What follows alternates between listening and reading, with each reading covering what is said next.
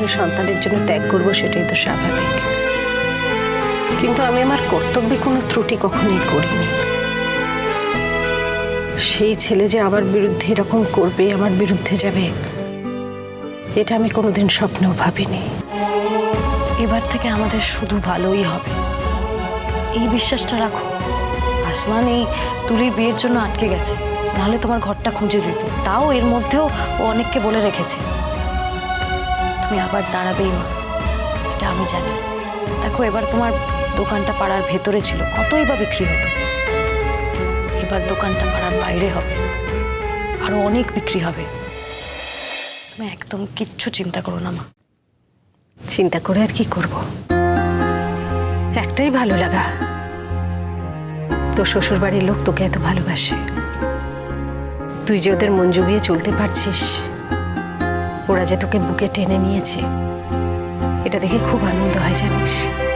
প্রথমে ভাবতাম ছেলেদের খুব ভালো শিক্ষা দিয়েছি, তারপরে দেখলাম পুরোটাই ভুল। ছেলেদের আমি কোনো শিক্ষাই দিতে পারিনি। তুই যে আমার মুখ রেখেছিস তাতে আমি ধন্য।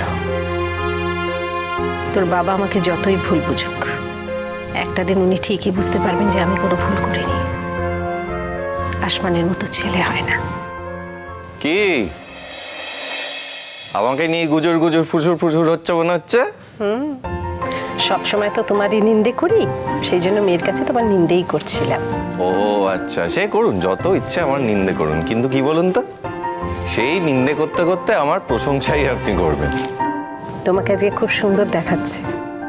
কোনোদিন তো এত সুন্দর করে সাজুগুজো না, আজকে কিন্তু দারুণ দেখাচ্ছে। বলে বলে মা, বলে বলে। ওর জন্য যে আমি কত কষ্ট করে এগুলো কিনেছি, তাও কিছুতেই পড়বে না। তারপর অনেক বোঝানোর পরও পড়েছে। আচ্ছা ম্যাডাম, আপনি বলুন, সবাইকে কি সব কিছু মানায়? হ্যাঁ, আমি থাকি এরকম একটা বস্তির বাড়িতে, আর পড়েছে একটা রাজার মতো পোশাক, কি করে মানাবে বলুন তো? হ্যাঁ, আপনার মেয়ে রাজকন্যা, তাকে মানায়, কিন্তু তাকে আমি কত করে বোঝাই, সে কিছুতেই বুঝতে চায় না যে এগুলো আমাকে মানায় না। শোনো, মানুষের মনে থাকে রাজা বা রানী, তাদের পোশাকেও থাকে না, আর সে কোথায় থাকে সেটার উপর ডিপেন্ড করে না। ব্যাস, আবার জ্ঞান শুরু হলো। জ্ঞান শুরু হবে না তো কি হবে? জ্ঞানের মতো কাজ করলে তো জ্ঞান শুরু হবেই। যাকে, তোমাদের কি হয়েছে? গাড়ি কিন্তু মোড়ের মাথায় চলে এসেছে। তুমি কিন্তু আজকে খুব ভুল কাজ করেছো। তোমার তুলির বরকে আনতে যাওয়ার কথা ছিল। দেখেছেন ম্যাডাম, কি অবুঝের মতো কথা বলছেন? এখানে ক্যাটারিং এর কাজ সামলাচ্ছি, বাবা একা হাতে সব পারে। আমি না থাকলে কোনটা এদিক থেকে ওদিক হয়ে যাবে, তখন কে সামলাবে? আমাকে তো থাকতে হবে এখানে। তার মধ্যে পুরুত মশাইয়ের এসব পিয়ে জোগাড় যন্ত্র, কত কিছু বাকি আছে বলুন তো এখানে। এই তো বলেই খালা সেজে গুজে এখানে দাঁড়িয়ে আছে। আমি পাঠিয়ে দিয়েছি আমার 3টে বন্ধুদের। আরে বরই তো আসবে, ও তো কতবার এসেছে একাই বাড়িতে।